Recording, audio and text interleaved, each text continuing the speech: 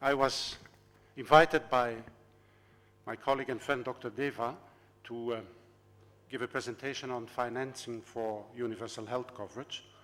Perhaps one or two things in terms of introduction. I'm by training a medical doctor. I'm not a health economist, so I'm not going to present you lots of quantitative data. My concern and my wish is to somehow keep and present you quite a generalistic view on the wider picture of healthcare financing and universal health coverage. I'm a Belgian citizen, so I'm going to talk also here and there a little bit about Belgium. I'm of course going to talk about India, and also about here and there about Africa, because I worked myself for 8 years in the 80s as a medical officer in rural areas in Central Africa. So, and this is about universal health coverage, so it's not only something that concerns India, it concerns all the countries in the world.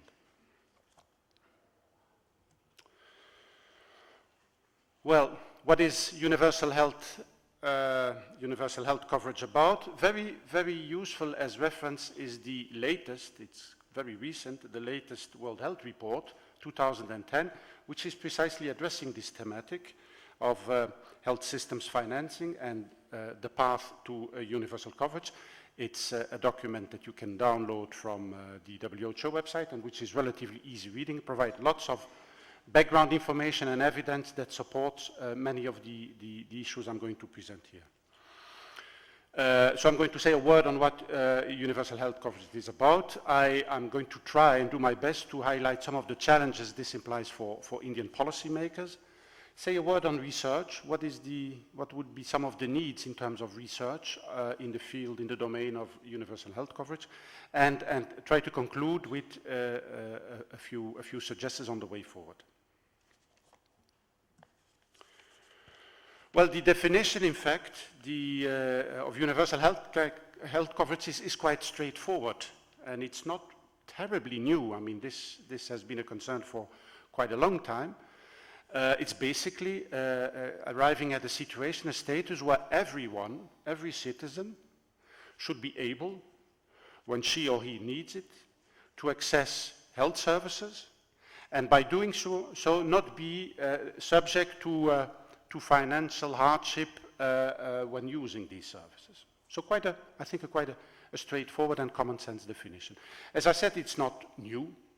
I think if we go back to the very important declaration of Alma-Ata in 1978, this was already implicitly was in there. It has been reiterated formally in 2005 at the World Health Assembly in Geneva, with a specific resolution on universal health coverage. So all the member states have backed that up formally. There is the very, very good World Health Report, Primary Healthcare Now More Than Ever from 2008, which is also emphasizing the need and the relevance for universal health coverage. There is also the very important commission, the report of the Commission on Social Determinants of Health of 2008. So there have been a series of big international meetings acknowledging and recognizing and emphasizing the relevance and the need and the right for people to universal health coverage.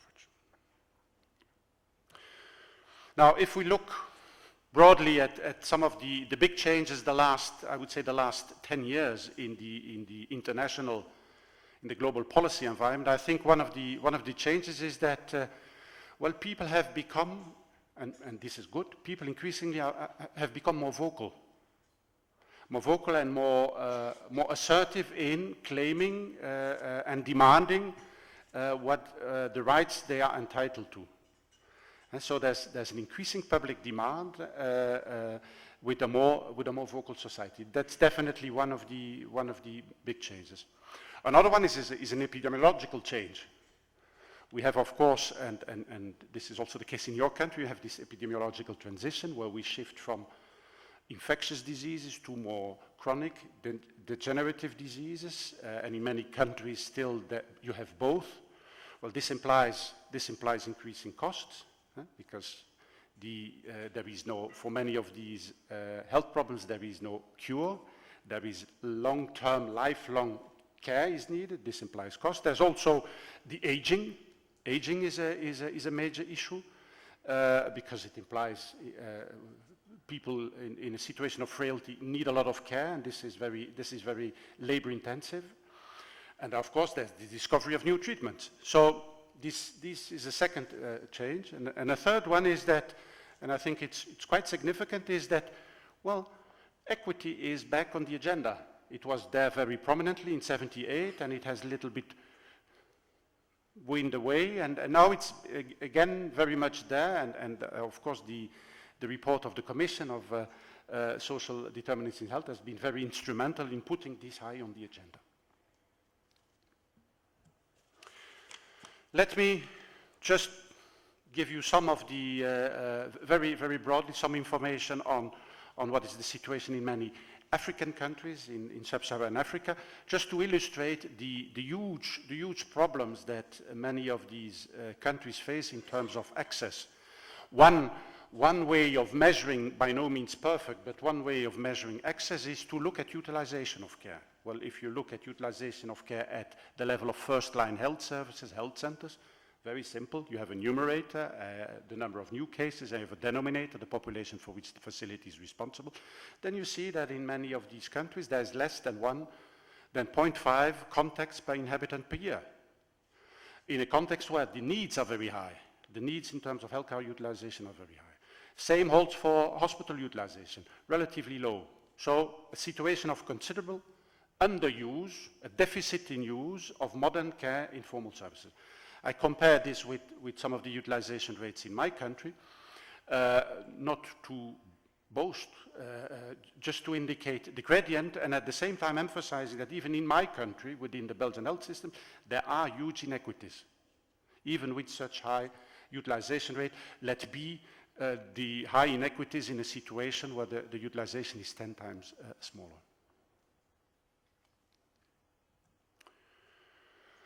The World Health Report 2010 is quite clear, quite straightforward. It's not revolutionary. It's a lot about common sense, and I think most of us know these things, but they reaffirm it and they provide lots of evidence for it, lots of data supporting it. What is important is these three needs. It's emphasized, rightly so, in the World Health Report that this is not only valid, relevant for low and middle income countries, but also for high income countries. We also face a lot of challenges in terms of universal health coverage. There's need for more money. The money needs to be raised in a manner that is more fair than is the case today. And the money needs to be used in a more efficient way. These are basically the three central recommendations of this World Health Report 2010. And how much is spent now, if there's not enough money, how much is spent now in terms of for healthcare, and how much is needed? Well, I took these data from the World Health Report 2010. The OECD countries, this is the Organization of Economic Cooperation and Development that regroups both the countries from the European Union, but also US, Canada. So the high-income countries, well, they spend on average $3,600 American dollars per capita per year. If you list the expenditure for all the WHO member states, well, 30, which is not nothing, 30 spend less than $35 per capita per year, and 4 even less than 10. With the data that are available today, India spends today approximately $50 per capita per year, but 80%, the largest part of this expenditure is actually out of pocket, meaning that this is money that people, most of it, in most of the cases, pay at the time and the place of utilization health service. These are not pooled funds. And the recent estimates in terms of financing needs indicate that on average, there is need for roughly $60 per capita per year will be needed in a couple of years from now, if we want also to include antiretrovirals and some of the treatments for non-communicable diseases. I think there's now today plenty of evidence, and not only evidence, but also increasing awareness that user fees or direct payments are harmful. And I give here the quote of the Director General of WHO, Dr. Margaret Chan, who said or wrote, well, user fees have punished the poor. It's clear. The evidence is overwhelming. Direct payments, user fees at the time and point of use are regressive. So they imply a much higher burden for poor people than for more wealthy people. They deter people from needed utilization. I remember in the 80s when user fees were a little bit promoted also by big organizations like the World Bank. The argument was, well, user fees are good to reduce frivolous utilization, not unnecessary utilization.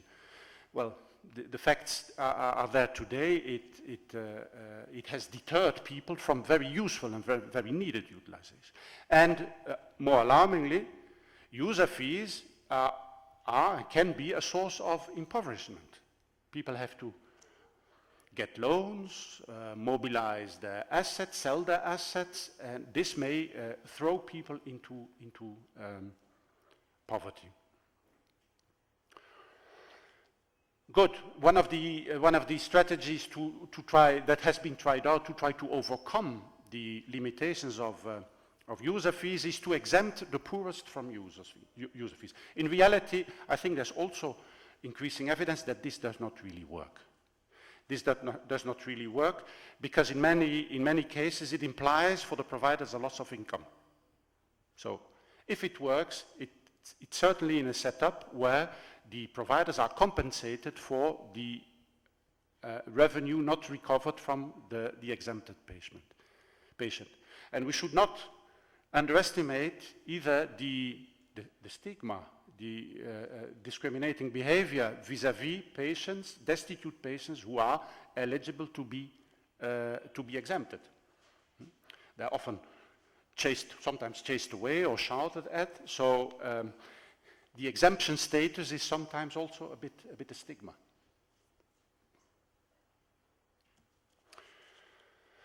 This is a slide, a graph taken from the World Health Report, indicating that on the horizontal axis you have the GDP per capita, and so the more you go to the right on that horizontal axis, the richer, inverted commas, the richer the country, and on the vertical axis you have the proportion, the percentage of out-of-pocket payments out of the total healthcare expenditure. Well, the trend is clear.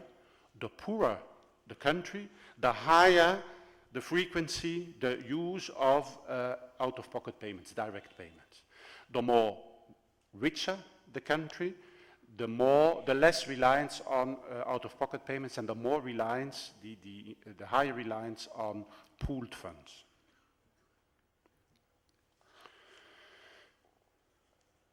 Poor people are also at higher risk of impoverishment, and this graph indicates that the higher the percentage of reliance on out-of-pocket payments, the higher the risk or the incidence for financial catastrophe and impoverishment.